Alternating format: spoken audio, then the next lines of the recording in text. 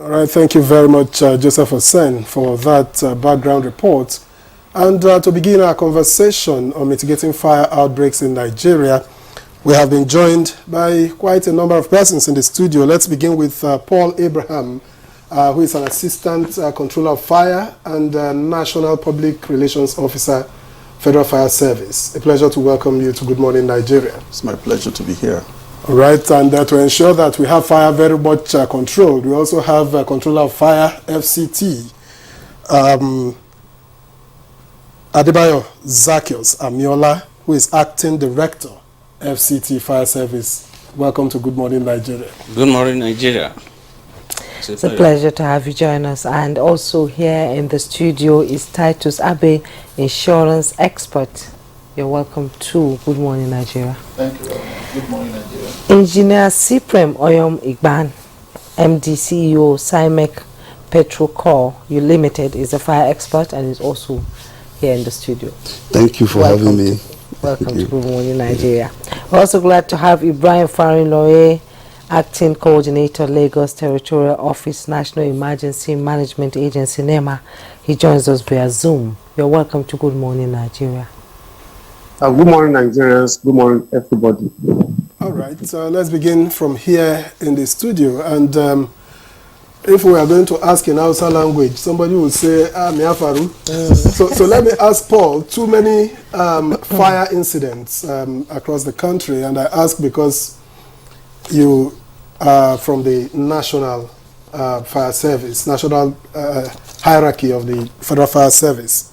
What's happening? Why too many fire service? Because even if some are caused by natural occurrences, I think there can be preventive measures. So why do we have so many fire disasters in the country? Thank you very much, Victor, for that question. We are blessed in this part of the globe because a lot of fire incidents that we've had not been traced to natural occurrence. Okay, so I would say from our data repository center at the Federal Fire Service, more than 90% of the fire incidents are man-made out of negligence, poor electrical fitting, poor housekeeping, amongst others. So it comes back to house owners, it comes back to home management, and it comes back to awareness. All right, it comes back to awareness. I'll take the part of awareness because if you have pinned it to, man-made causes, individuals being maybe careless, how much awareness, because that's now part of your job, a major part of it, how much awareness have you created through the years? Because when you talk about budgeting, let's say allocation to Federal Fire Service, I'm sure that a significant part of it should also go to creating awareness because you want to prevent fire disasters. Okay, I will answer that question in this light. As to awareness at the Federal Fire Service, we're doing a lot. However, you know that we cover a land space and the territory Nigeria. So it's quite broad and quite vast. And some of the programs that we have done, I like the topic for the conversation today. The Controller General Engineer Jaji has consistently said fire prevention is cheaper, is easier, and is safer than firefighting. You deploy too much resources to fight fire. So why don't we prevent it?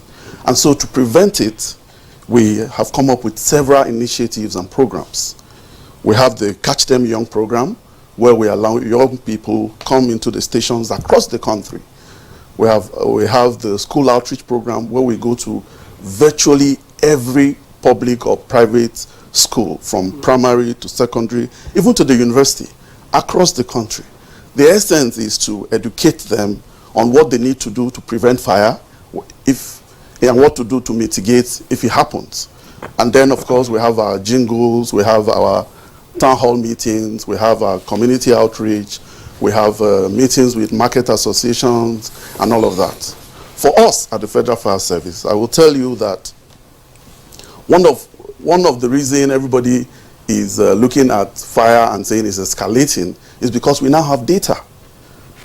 Some maybe 4 or 5 years down the lane, there was no data, and because the world is becoming a global village, you're beginning to get information at your fingertips. So these fires were possibly even more than these before, you know, but you didn't have those data. Okay, so we're working at cutting down on the numbers.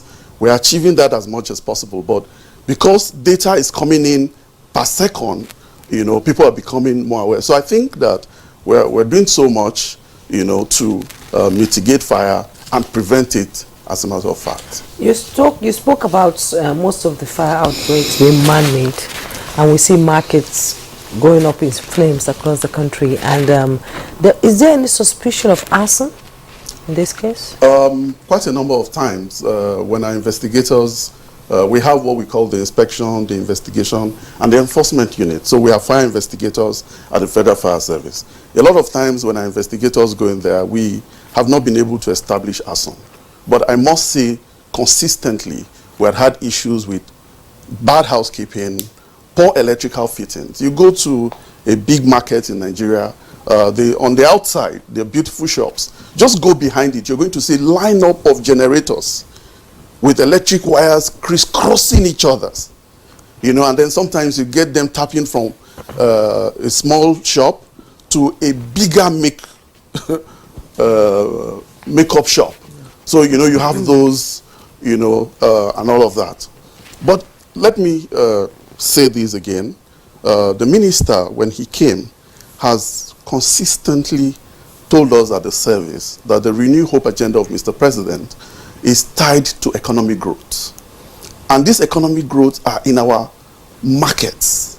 And so we must do a lot to push down market fire as much as possible. Just last week, 15 rapid interventions were deployed across the country. What are rapid interventions? These are smaller vehicles, because we have the market, you know, let's assume that 2,000 square meters was originally a mark for the market, with the intention of having 500 shops. If you go to the market today, you have more than 5,000 shops. So access way for the bigger appliance is a challenge. So we had to come up with a custom-built rapid intervention truck, Ford built. It's smaller, it can navigate, you know, that kind of small spaces, you know. And of course, we're working with various state governments to see how we can reduce these makeshift shops, because they are more in number than the actual architectural design. And that has thrown us into a lot of issues. And those are flames waiting to happen. Cardboard, planks, clothes, just name them. Cooking, you know, restaurants within the you know, and all of that. All so we haven't been able to establish arson in quite a number of cases, but I can't say again and again it's man-made.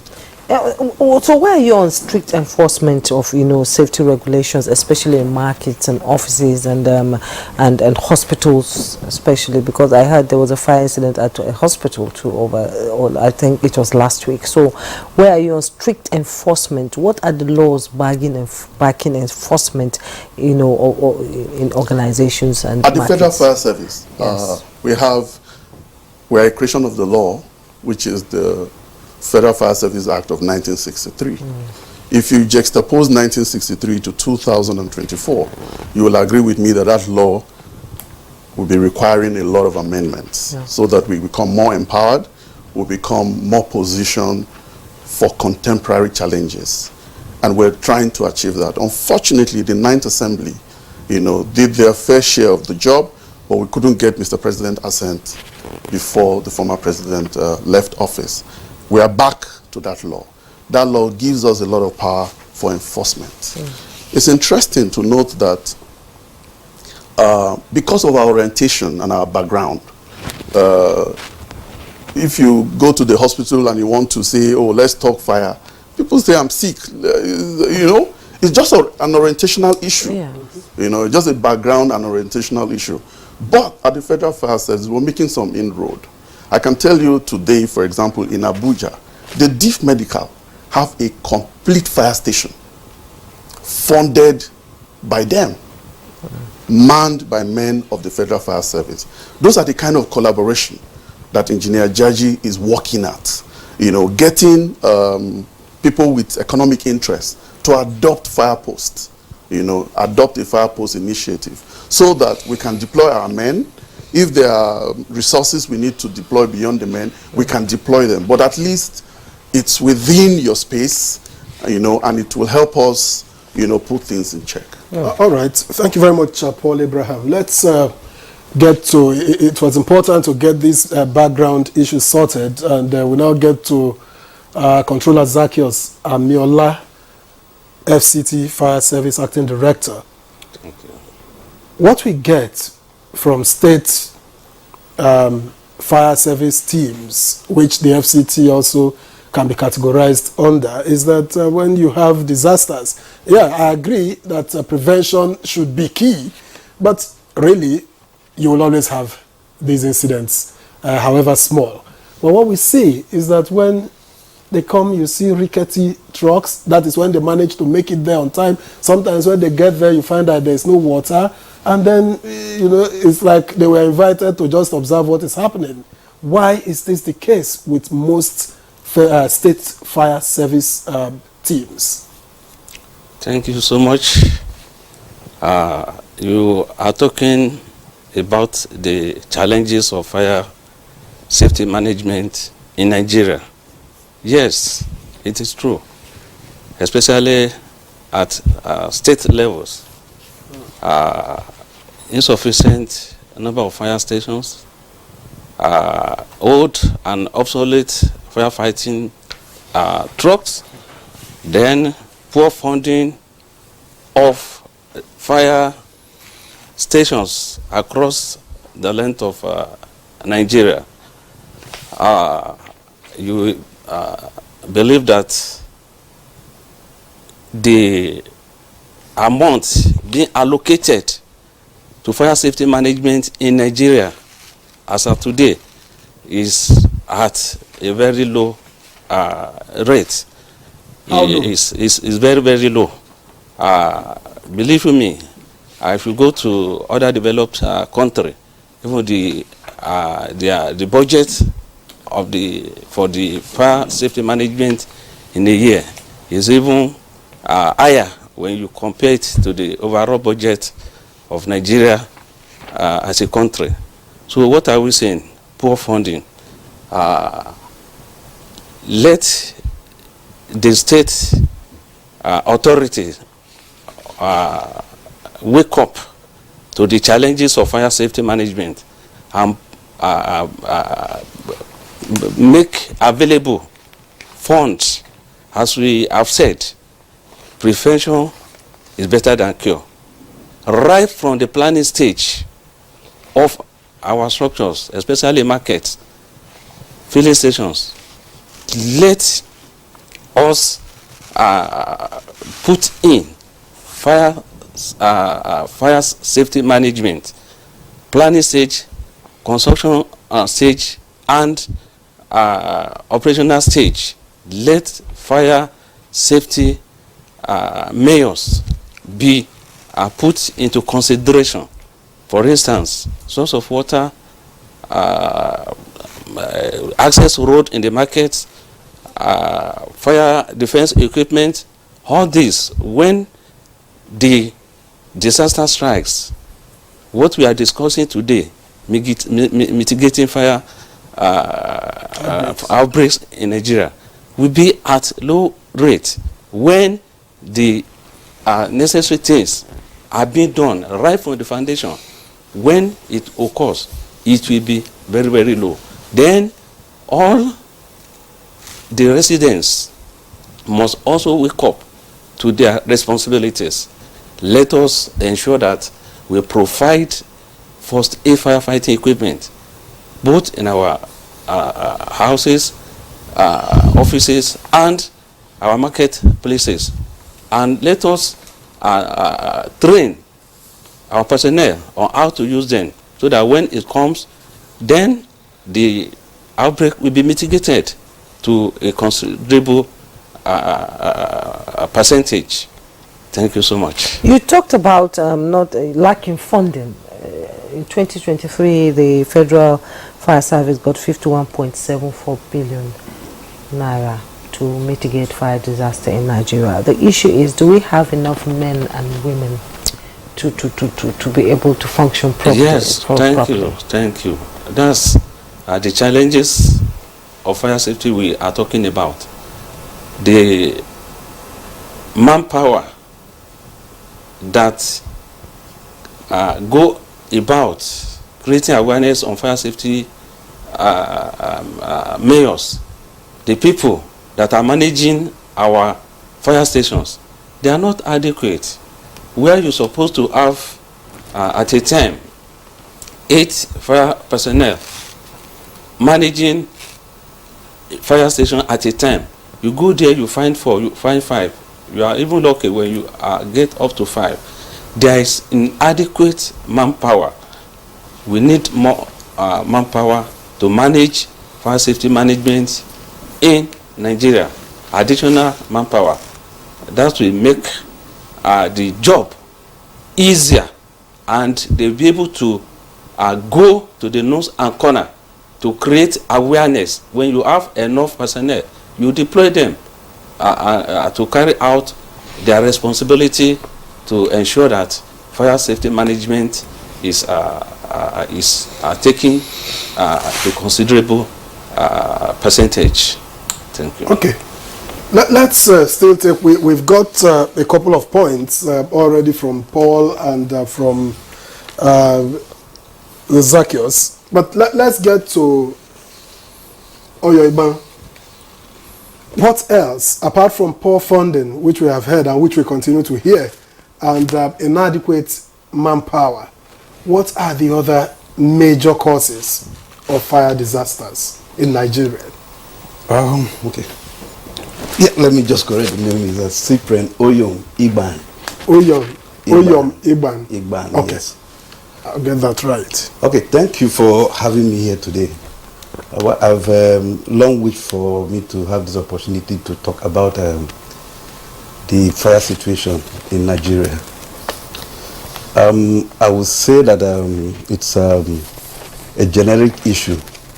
What I mean by that is that everybody in Nigeria is involved in what is happening to fire issues in Nigeria.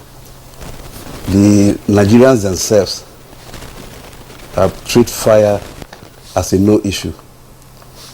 In fact, in some instances where you see a situation that is going to result to fire, rather than somebody taking that little measure to curtail it, we'd rather have a situation when it happens, we'll begin to look unto God and ask God why.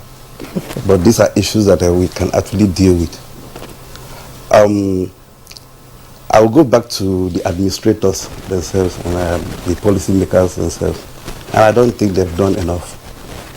Maybe they're trying their best, but it's actually not enough. Fire should be something that should be treated with all amount of seriousness. I mean, from every sector. Okay, I have a background in the oil and gas industry, and we know that a fire is a common thing that we expect at any point in time. Therefore, if you look at the oil and gas industry, there is a high level of preparedness to combat these incidents, because it must happen. It's like a natural phenomenon. It must definitely happen, whether you want it or not. Yeah. But what makes the difference is that how prepared you are to curtail this when it happens. Now, generally, looking at the general society, whose responsibility is in the hands of the government for them to be able to provide measures to tackle these incidents whenever it happens. I can say that, let me tap from what the FCT controller has just said. The issue of poor funding is a very big issue. And as adding to that poor funding, the attitude towards even dealing with our issue too is a big issue. I see a situation where we are like stuck in the past, like something that someone like who is in a silo. We don't open ourselves for changes. Things have evolved, technology has evolved, life generally itself has evolved. So the challenges of the last, let me see, the 20th century issues of fire are not what we have today. There are a lot of new challenges in this 21st century. that we think that we are not addressing adequately. Even in countries like the US, where I know they have a lot of combustible materials from their houses which are made of wood, you see a lot of paperwork and all that. Yes, they are doing enough researching into the new challenges that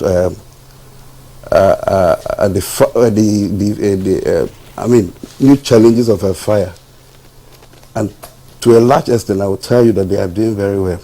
So for us, I think we are supposed to borrow a leaf from those developed nations to be able to develop something that is like compatible with our own environment. But yeah, we have the challenge. I'm in the business of firefighting, but we have a very big challenge. We are stuck in the past. We do not want to accept the fact that there are new technologies that we must embrace to be able to help us. And again, this aspect of creative thinking by those who are managing this establishment is equally an issue. That we were doing things 50 years ago this way does not mean that today we must still do things the same way. There must be that creative way of thinking. For instance, let me give an instance. You have a long street with a number of gas stations or filling stations. And every now and then, there are fire incidents, either by the trucks, that can either burn inside the stations, or along the highway, maybe at traffic points. And I think one should be able to think of how to provide solutions that can easily and immediately mitigate these issues when they happen. I think, for instance, last year alone, we recorded over 11 fire outbreak of fire trucks and fire filling stations within the FCT within a few months. I think about this period, and it was like occurring regularly. Now, what was the issue? Even if the fire department have the equipment, how fast do they respond to it? What I see that is the problem there is that it's inadequate equipment. If you have adequate equipment and adequate manpower, it means your response time is going to be cut short for you to be able to respond to this incident. Because most times, by the time they get there, the damage would have been fully done. So, what I would say, I would advise the managers of the fire service in Nigeria to do is for them to open up, go for more modern equipment that are very compatible, easy to use, that even a security personnel in an establishment, once you see a fire incident, can respond to it immediately before we now call for the bigger backup from the fire service themselves. And again, let me just add one thing here which is very important too, that I see here. Fire is not supposed to be the business of fire service alone. There are institutions that are supposed to augment their effort. For instance, you have road safety. They are on the road, but if you check those that are patrolling the road, there is no single fire equipment that can help a fire incident. Assuming there's an accident, there's a fire. Most of them they come, they wash like every other passerby. That's one example. The police too, because they patrol the roads too, they should have sizable equipment that can help them. We have a lot of this mobile equipment that are good and are easy for them to deploy. The military should do that. Or the paramilitary, they should join in the effort of having fire service. Including the medical? Yes, the medical, that's even very, very, very, very key. Because their own case is that they are supposed to be part of the emergency response managers. So they should have this. And again, let's warn Nigerians, we should stop treating fire as a no issue. Because normally when it happens, it doesn't give you warning. You might be in this place now for the next 30 years, it won't have, but the day it happens, the damages that the fire is going to cause you, it's going to cost you so much. Yeah, it's monumental. Okay. And you know, Mr. Paul Abraham said that the kind of disaster that happens in other countries does not happen, you know, in Nigeria. We see when California goes on fire, the whole place, you know, people have to relocate, leave their homes, thousands of homes go down, and usually the loss is monumental. Let's now bring in Mr. Ibrahim Fariloye, is the Acting Coordinator, Lagos Territorial Office, National Emergency Management Agency, NEMA. You've listened to what the guests in the studio here have been talking about, and Mr. Abraham said that the reason why we know about fire outbreaks in Nigeria now is because of the use of data. Now NEMA, you know, comes when it happens, after it happens, and then, you know, you are there to help the people who have been affected by the fire incident. Do you have a data on the fire incident that we've had in 2024 now, and what does NEMA do when they get to these places, and how do they help the victims of fire disasters?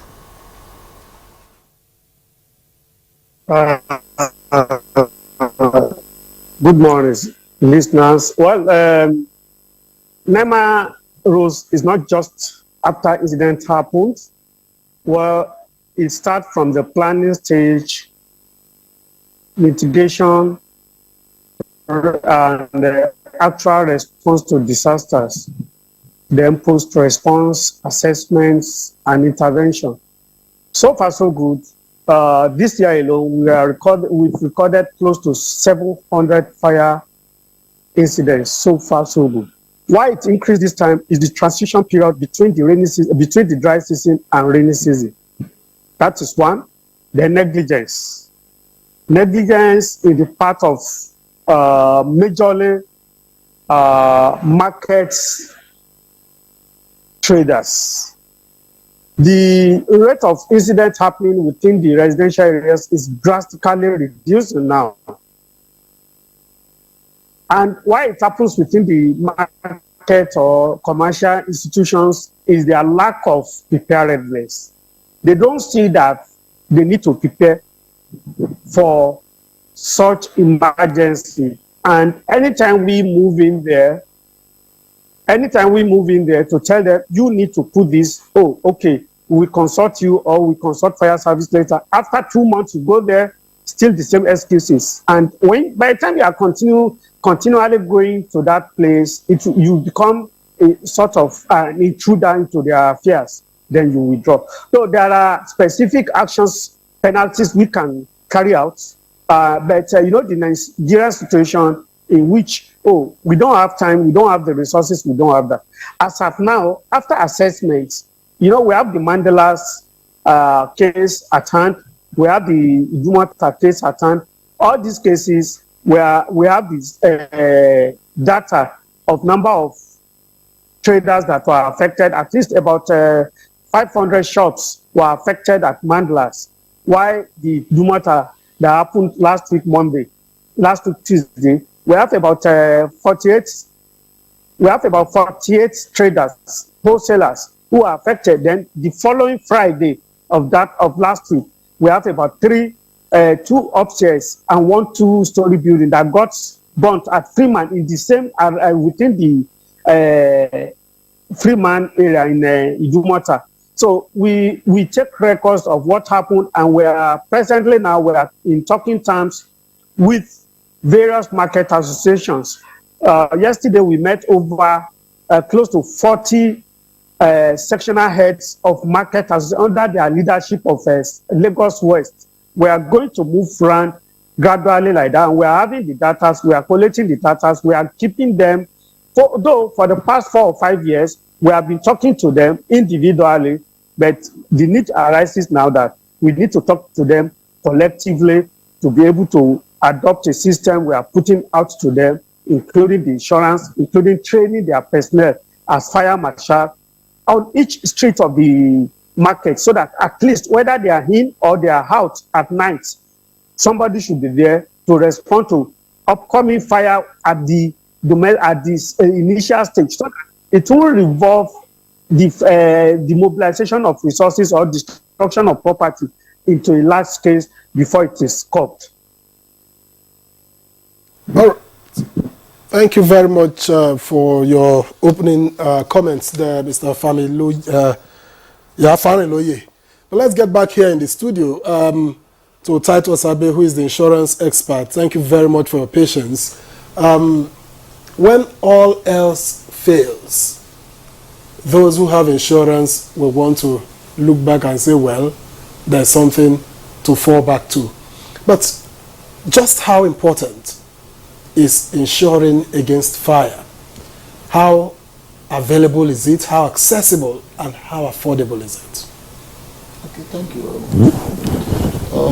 I've listened attentively to all what everybody has been saying, and it's been quite interesting. And I'm happy you are bringing in insurance. You're bringing me in to talk at the last person, and you actually did the right thing, because when all hell let loose, like you said, you have only one backup, and that's insurance. If you don't want to dip your hands into your working capital as a businessman, or you don't want to dip your hands into the money that you're supposed to use for other productive ventures as a family man, you just have to have insurance in place. But unfortunately, if I must communicate in very simple and lay language, insurance is something that you need, but you don't realize you need it until the need starts staring you at your face.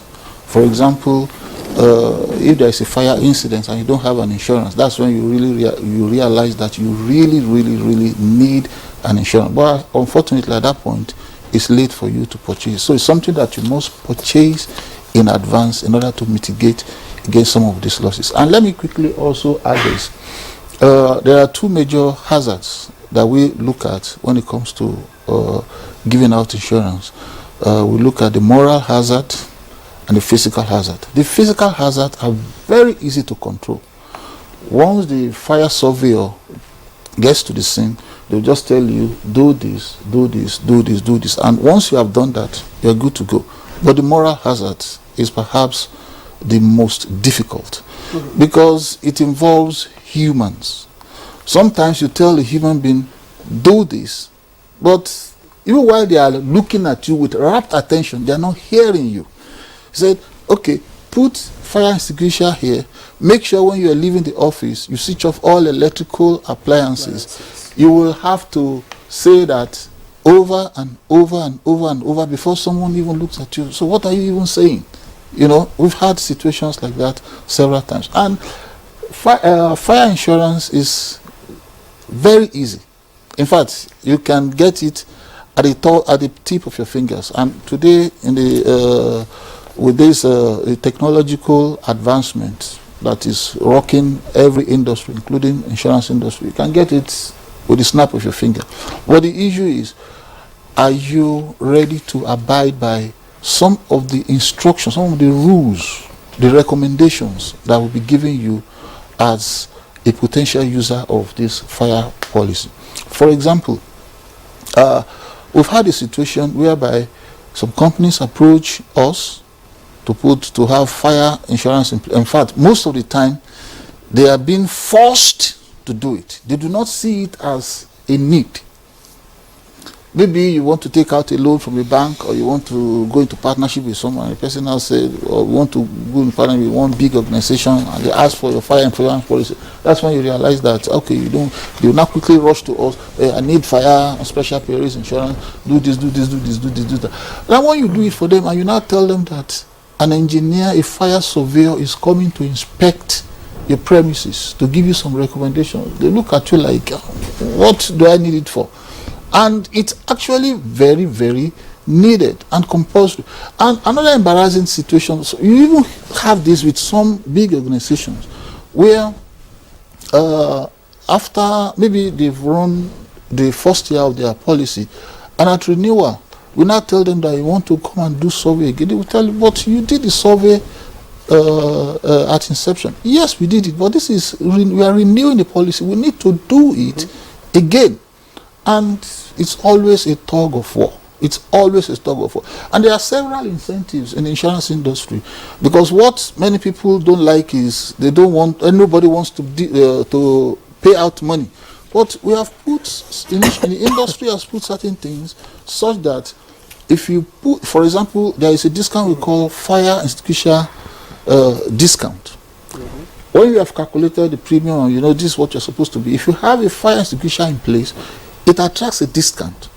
When the fire surveyor comes, visits your premises, and they make some recommendations, and you put those things in place to the letter, based on that, you can renegotiate with the insurance provider and make sure that your premium outlay, is reduced to is reduced significantly. So I can go on and on, but let me just. No, we're not going to let you go ahead. What he hasn't told me, I asked how easy, how accessible, how important, how affordable. You haven't managed to give me answers to all of this. I think I have. How affordable? It's very cheap. For example, for fire insurance policy for maybe a household, maybe if you have a house of, let's just use a hypothetical figure, maybe 1 million naira. For every 1 million, you pay between 3,000 and 3,500. Every year? Yes, every year. You can see how cheap it is. But most people, even when you tell them, okay, pay 3,500 for every 1 million naira, they look at you like, can't you bring it out to 1,000 naira and things like that? It's it's very, very cheap and very, very affordable. But insurance thrive on the law of large numbers. By the time you have 1 billion people doing it, because they will not all suffer disasters at the same time. All of them will not have mishap at the same time. So by the time you pull these funds together, we concentrate on a few that has issues. Well, some people say they are afraid of, taking insurance because insurance, the insurance cover is that your companies don't pay, insurance fee when something like that happens because of investigation, and at times they claim that people will say they started the fire, so they won't get their money back, the insurance won't be covered, and so they don't want to have an insurance. So what have you been doing, to create awareness for Nigerians? Because insurance is not what Nigerians think about. They don't even think that I need it, actually, like you said earlier. So what have you been doing to raise awareness to Nigerians that they should have insurance on maybe their cars, their homes, their offices and all that? Because when you buy a car, you just go to one ramshackle place and get insurance and you just move on. And you know that if your car has an accident, definitely they won't cover it. So what are you doing to ensure that people get educated on insurance? In this the first thing I will advise to anybody that wants to buy an insurance is don't buy an insurance without a consultant. You must use a broker, no matter how knowledgeable you think you are on insurance. You need a broker? Yes, you must use a broker. What does the broker an insurance and a broker is an insurance consultant, or an independent insurance consultant who knows what he's doing. You don't buy insurance without that. You see, it is not the responsibility of the consultant or the broker to educate you properly, to let you know these are the things that you must do if you are in this kind of situation. For example, there was a time someone did an insurance, comprehensive insurance for that at that, and he had an accident. He forgot he had an insurance, and after about 3 months, when the renewal came, and he now remember, I had one accident 3 months ago. You people should come and play. But in the policy, you are supposed to inform the insurance within 30 days of the occurrence. Yes. So some of these conditions are the things that makes people, think insurance pay claims. Last year alone, I had a peep on some of the records. Insurance paid over 200 billion in claims. But unfortunately, insurance industry don't make noise about these things. You need to make noise so that people would know, don't you think? Yeah. I agree with you. I'm sure the authorities responsible for making of noise are hearing us, and I'm sure not too long they'll start making so much more. And another thing, maybe I should tell you this story about myself. I'll make it very brief. In the 70s, around mid-70s, it happened to my dad. He had a house, and he insured the house. And along the line, he turned the house. So he had a factory, Along the line, he now cut out part of the factory and make it a living house. He put a tenant there. The house got in fire. He was so happy. I don't want to mention the name of the insurance company. He called the insurance company. When they came, they said, "We are sorry, we will not be able to pay this claim." Why? We insured a factory, not a house. Once you were changing the house, the factory to a house, you ought to have informed the insurance company. And they will come, do the survey, and they now tell you, okay, maybe if the premium you have paid was And adequate, the figures may not be the same again. the figures may not be the same, and the figure may still be the same. It could be plus or minus, but usually it's very, very fractional. Now, my dad was so angry. I was so angry too, because I was so young then. But later when I came into the business, I saw, oh yeah, you're just angry. We were just angry for nothing. Because what we ought to do, we didn't do it. You didn't do the right thing. We didn't do the right thing. And assuming we were shouting then that insurance don't pay, don't pay. Are we right? Of course, we are absolutely wrong. Because maybe that's why you joined the insurance company. Let's bring in Mr. Paul Abraham, ACF, into the conversation. When buildings are coming up, when markets are being constructed, what kind of do you work in conjunction with the architects and the engineers, on exit routes for people in case fire disaster happens in buildings, maybe hostel? We saw that what happened in that hostel.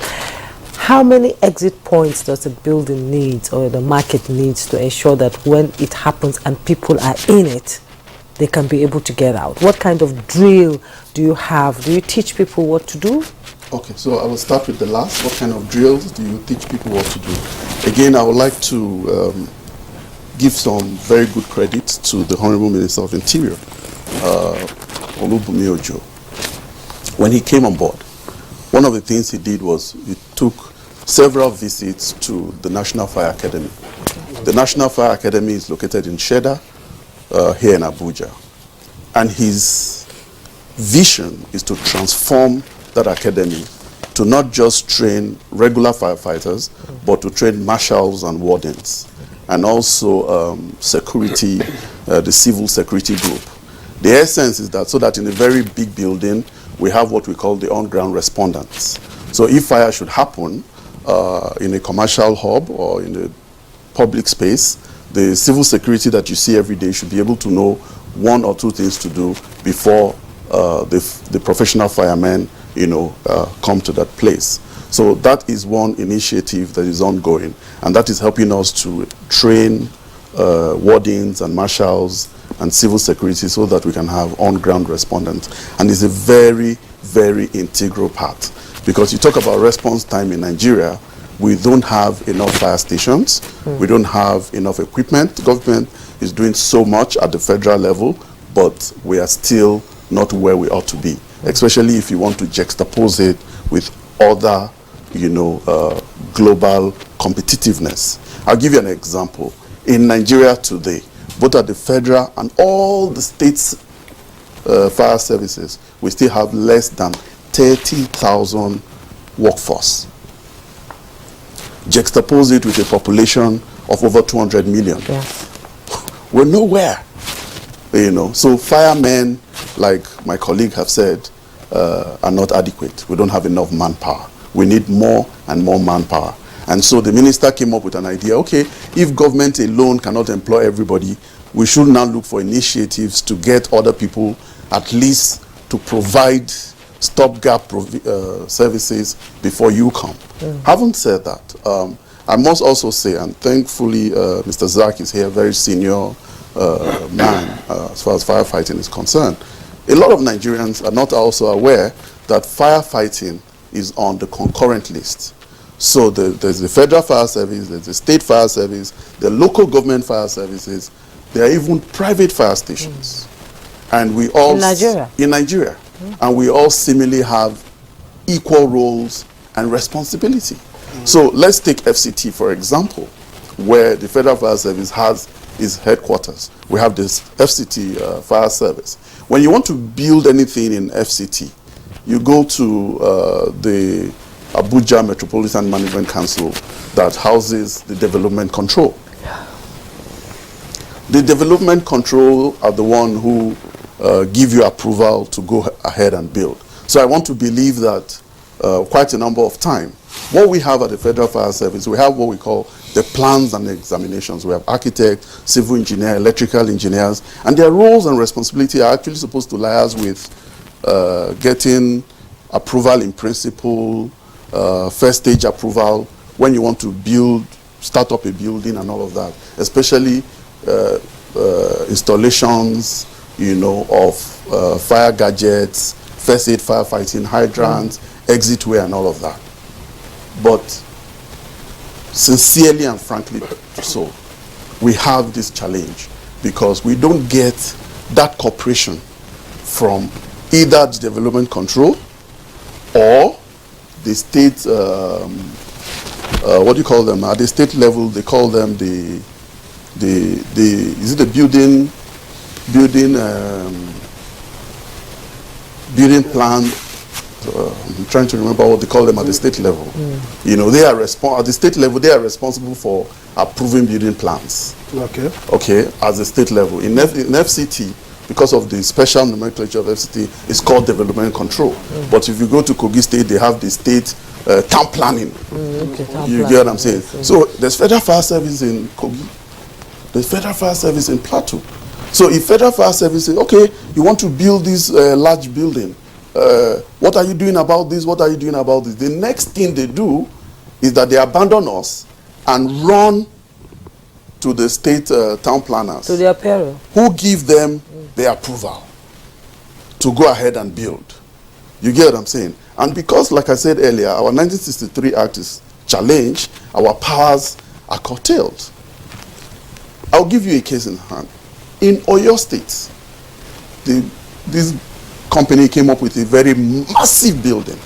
And then the young men from the service, led by the state controller, went and said, this thing you want to build, you need this, you need this, you need this, you need this. They gave him frank advice as to, you know, the sustainability of his building. He said, okay, no problem, you can come back, you know, and all that. You know what he did? He went to the local government fire service in that local government and got an approval in principle. The essence is that he doesn't want to comply with, permit me, and with due respect, you know, if the federal government were to do something, and the state government were to do something, and the local government were to do something, the standards in this part of the globe are far apart. They're quite higher. So because he did not want to comply with this level of standard, he quickly ran to the local government fire service and got an approval in principle to continue with his building. And what were you supposed to do about that? We're on the concurrent list. The same powers that we have, they have. But you see, but the only thing we can do is to begin to now use some kind of moral persuasions. If this building were to go up in flames tomorrow, we are not going to lose money. You are the one that is going to lose money. And lives. And lives. And so we try to use moral persuasion, not the instrumentality of the law, as the case may be. Okay, but as to whether we have such a department that is functional, you know, that is not in doubt. But whether we get compliance and cooperation and collaboration, that's where we have the challenge. So very few, so to say, that are keen. And I like what our insurance friend said. Sometimes the only reason people comply with this thing, especially when you don't have the full instrumentality of the law to, you know, at the fire service, for example, let me also say this. You know, fire service in Nigeria, we don't carry arms. They only respect that the Nigerian, they only respect the Nigerian populace, a large number of them have, for any form of enforcement, is that you have capacity to say, my friend, move or I move you. And so, which you don't have. Which we don't have, you know. And so, that in itself, it's a huge conversation, but not for today.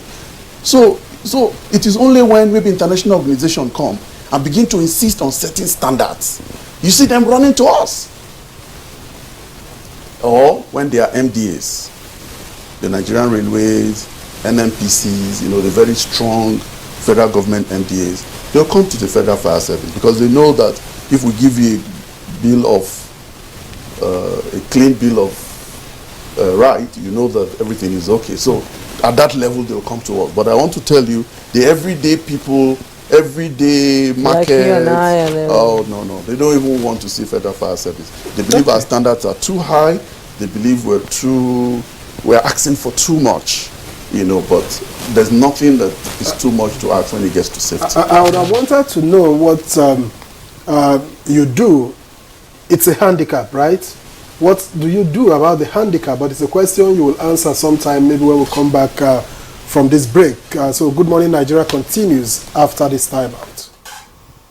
صدق الله العظيم المتوحد في الجلال بكمال الجمال تعظيما وتكبيرا. Ramadan, the blessed month, is upon us. All right, you're welcome back. This is Good Morning Nigeria on the network service of the NTA. And we've been discussing mitigating fire disasters in Nigeria. And let's go to Zoom now, our Zoom guest in Lagos, who I'm not sure he landed on his contributions earlier on. I just wanted to find out, Mr. Farinloye, if there is a peculiarity or there are peculiarities with the way you handle fire disasters and what these peculiarities are. Well, the way fire disaster is being handled, you know, when you talk of disaster or emergencies, 90% of emergencies are the fire service anywhere in the world, they are the lead agency. So we only create a sort of conducive atmosphere for them to work. I can tell you the peculiarity of other states with the challenges of managing fire. They are all the same, except Lagos. Lagos financially or materially, they are adequate. They are enough to handle. But people themselves, they are not ready to do anything. Then another aspect of the lack of peculiarity, or let's say peculiarity, is the nonchalant attitude of Nigerians and some governmental agencies with private sectors involved. Basic fire hydrants in a high-rise building, especially in Lagos, nothing exists like that. That's why the Dumata incidents, we had to move out of the Dumata entirely, Lagos Island entirely, and move to more than 5 kilometers away to replenish water to fight the fire. Hello? Go ahead. Okay, so the peculiarity all over, aside from equipping of the state emergency of the state fire service, they are well equipped with high-tech material, but the materials to use, especially replenishment area, fire hydrants, most of them are not powered. So sourcing for water is a challenge, and that is why the National Emergency Management Agency and the company are coming up with, the company have indicated of coming up with the technology where we don't even need fire truck to move it. We just source for wire, even if it is just ordinary borehole. There is an equipment that will just supply us straight from the source of the fire to, the source of the water.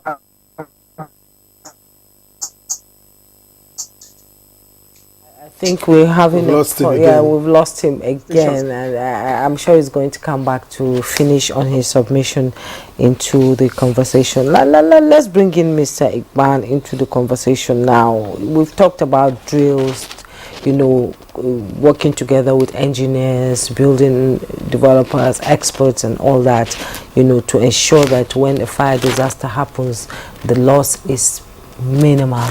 But do you think that synergy is there that can help, you know, you're an expert, the synergy between all these, you know, units of prevention to ensure that fire disasters do not happen, and if they happen, it's not really as bad as it should be. Yeah, from what I've gotten from the fire servicemen who are here, I think the synergy exists. Maybe it's not just adequate, and that's why we're still having the kind of challenges we're having here today. As they go, I think I will urge them to do more by opening up to the private sector to come in and assist in recommending measures or technologies that are more in tune with what is happening today in terms of dealing with these issues. We have systems in place that can help them mitigate fire as quickly as possible. You know, they've stated their challenges here, which sometimes boils down to the response time for an incident, because for issue of fire, a time of 5 minutes or even 10 minutes is enough to cause total damage. So if we have enough equipment and materials and the manpower closer to the people, and we need enough of them. Okay, for instance, let me just give you a scenario. What happened 2 days ago? I made a video. I was right inside my house when I heard an explosion. Bam! It was a transformer by the side of my house. Luckily enough for us, we have a fire station inside our estate, which is the Gaines Village. Now, by the time I was... That sound came from Gaines Village? Yeah, it was, the sound was from Gaines Village, just beside my house. Okay. So by the time I walked down from, came down to outside to see what was happening, the fire truck was there. Okay? But the only thing I noticed was that even in coming, yes, they had water, but they didn't have enough materials for them to use. And good enough, I saw one of my products right inside the fire truck. It was impressive. It was good. And they said that that product has been very helpful to them. It was okay. But like it is now, if the next estate, like let's take Prince and Princess for instance, which is some distance away from Gaines Village, because the fire station inside Gaines ought to take care of the whole of that stretch up to the Gudu Axis. If something has happened around Gadua Junction or any estate around there, you know it's going to take them a lot of time before we get a response. So in my own opinion, I think I will advise that we can create a modular unit and take strategic places where they can mount these things and allow for quicker response. It can be used for vehicles on the road. When there's incident, they can respond. If there's a nearby house or a shop or a mall, a complex, they can easily respond. So we want to encourage them that they should talk to. For instance, the FCT issue here, the EAMC, which I heard you guys mention here, yes, they should take that responsibility and make sure that the men of the fire service, FCT fire service, have enough of this equipment. They know about the equipment. A lot of them, good equipment that they can use. But like he has said, this issue of them not taking it seriously and not providing adequate funding for them to get this equipment and even employ more hands and train them for this purpose is where the challenge is. I'm sure once they do this or they involve the private sector more, then I think we'll make a lot of meaningful progress. All right, let's, as we begin to count down to wind up this program, let me get to Zacchaeus Adebayo again, Acting Director, FCT Fire Service. Apart from poor funding, which let's assume that poor funding is taken care of, what other handicaps do the state fire services have? Because if the state fire services begin to live up to expectation, I do think that would have less damage, will have less waste when there are fire disasters. Thank you so much. Let me start from this. Response time, as is just mentioned, is determined by many factors. The time you call the fire service, the condition of the fire truck, the road networks, the type of call you make to fire service are factors that determines the quick response. Then let me appreciate the effort of Honorable Minister FCT. If you go to any nook and corner of FCT now, you see road networks being constructed all over the places. This one will create quick access to all the structures. Whenever there is any fire outbreak anywhere in any of these structures, you will be able to move fast to save to do the needful. That's it, the vehicle is alive. Yes, also vehicle is also there, number of fire stations is there. I want all the state governors, all the authorities to ensure that there is good road networks.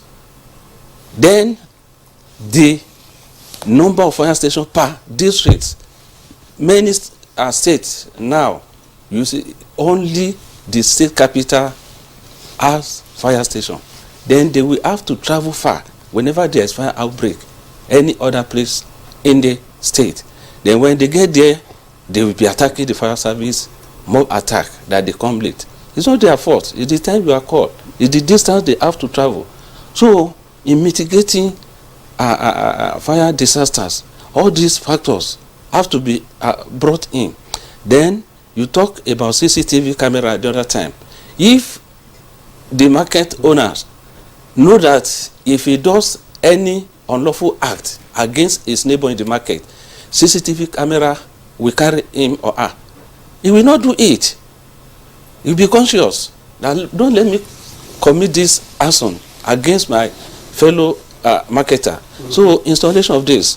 Then I want the authority in Nigeria to there is a device, we call it alerting system, public alerting system. If you have it inside this structure, let us inculcate, let this project be executed, whereby you have devices in all the structures.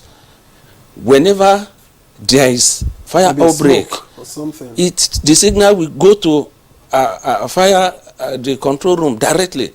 Whether the owner of the structure is aware or not, is there or not, the fire service will go and carry out their responsibility. This is public fire alerting system. Okay. It's very, very important. Let me also say that the fire equipment that are coming in to Nigeria today, the cost is high. Like the rate on agricultural products, baby wears and other things have been considered. Let the tax on this fire defense equipment be reduced to the barest minimum. People will be able to procure more of this fire defense equipment. Then it will now come to personnel of fire service training. Let there be more training to firemen on how to respond effectively and efficiently to fire outbreak. Let the authority give them opportunity to go for international training on the modern firefighting technique. Then there are modern firefighting trucks that when you use them, you as a fire officer will be happy that you are carrying out your responsibility, because it will be easy for you to handle. It will be easy for you to carry out your responsibility. Is very, very important. We all Nigerians, we all have responsibility to play when it comes to mitigating fire disaster. We all have. Do you have a contact number of the immediate emergency responder in your around you? I always tell people, anywhere I go, I give them FCT control room number. I say 02 09-290-6118. When you call this number, we come to your rescue immediately. That's a bit of take the number again. Okay. Let me take it gently. Slowly, yes. 02 09 290 6118. That is FCT Fire Service Control Room. Then we have 112. Please take it again. Okay, I will give you 3. 02 09 290 6118. That is 1. Then 112 is toll free. Then let me give you the third 112 is toll free. Toll free. Okay. When you call it, they will link you up to either federal or FCT or state fire service. Then on the federal level is 080 003 200 3557. When you call any of these numbers, we will come for your rescue. But many people, when there is fire outbreak, they carry their vehicle, run it to fire. Perhaps fire because there's not enough awareness. Now you are doing this today. I don't have any of these numbers. I'm calling this number. I'm calling this number so that people, all and sundry, will put it in their diary, in their and there will be no excuse. There will be no excuse. Exactly. 020929061118 112. Then the third one 0803 200 3557. When you call any of this number, we will come for your rescue on time. Okay, thank you so much for that. let's bring in Mr. Abe into this conversation as we round up. And you said you have not been making enough noise. So when are you going to start making enough noise to educate Nigerians? By the way, when I hear make noise, I remember one African president somewhere. Yes, I remember. Yeah, make noise so Nigerians, educate them on the importance of having an insurance, even if it's a bike. My bike you have, insure it and ensure that when something happens, at least somebody will come to your rescue. Yeah. In 1 minute. Part of the noise you're making it now. Yes. So we are helping you to make noise. Make noise. And in a couple of weeks, the Chartered Insurance Institute of Nigeria, Abuja chapter, we are going to be doing a road show. Okay. In some strategic places. There is a committee that has been set up for it, and we are working on it. And we are going to very soon. We will invite you when it comes. When that will be the nice. exact date is set, so that you can be part of the noise. No, we are noise makers. We are part of the noise. Let me see if we have enough time to get back to Zoom. If Mr. Fariloye is settled enough to round off his thoughts. Or you were telling us about the peculiarities of, managing fire disasters and how you actually manage fire disasters across the country. Peculiarity across all states, except, I can still repeat, except Lagos State. In disaster risk reduction, there are standards laid down by the UN bodies, International Strategy for Disaster Reduction. The first point is bottom up. Every disaster management must start from the grassroots, from the children before it gets to the federal level or the national or international level. So the most important one is the political will. Most of the political leaders at the state level, the political will to invest, to empower disaster management or to make it more effective or efficient is not there. So they need to establish or inculcate that political will, which is peculiar to all state governments, except Lagos, because Lagos state government, I don't know, maybe it's because of the peculiarity of some industries or so. They are putting much more, but other states do not have that process.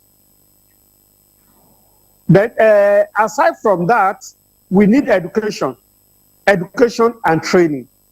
I can tell you, aside from the fire incident related issue, the fire service are more common. We know them much more with fire incident, but the most devastating incident of disaster is flooding, and fire service take a lead, and this area they are still lacking behind much more. They need much more training. So when you talk of peculiarity is almost the same thing, but with little differences from one state to the other. Acting Coordinator, Lagos Territorial Office of the National Emergency Management Agency, FEMA. Thank you very much for your contributions on the program. Thank you, sir. All right, let's, I think we'll have about a minute for Paul Abraham to just, in 30 seconds, your concluding remarks. Well, advice to Nigerians, perhaps? My concluding remarks are very clear, which my senior had hammered on. At the Federal Fire Service, we have what we call the National Fire Alert Detection System. It's automated, and we can migrate your house, we can migrate your offices, we can migrate public buildings to a central point where once the temperature in your building, whether you're home or you're away, gets to a particular level, we get notification. That helps us to turn out fire service across the country. We must, again, plead with Nigerians to maintain housekeeping, put off your electric appliances when not in use, don't go into bush burning, it's not helping us as a nation. All right. And don't attack firemen. Thank you. We will not attack firemen. Paul Abraham, Assistant Controller of Fire and National Public Relations Officer, Federal Fire Service. Thank you very much for coming on Good Morning Nigeria. Thank you. Let me also thank Titus Abbey, Insurance Expert. It's been a pleasure having you to share your perspectives on the program. Thank you. Not forgetting Zacchaeus Adebayo, Acting Director FCT Fire Service. Thank you very much for coming on Good Morning Nigeria. It's a pleasure. And finally, Cyprian Oyom Igban.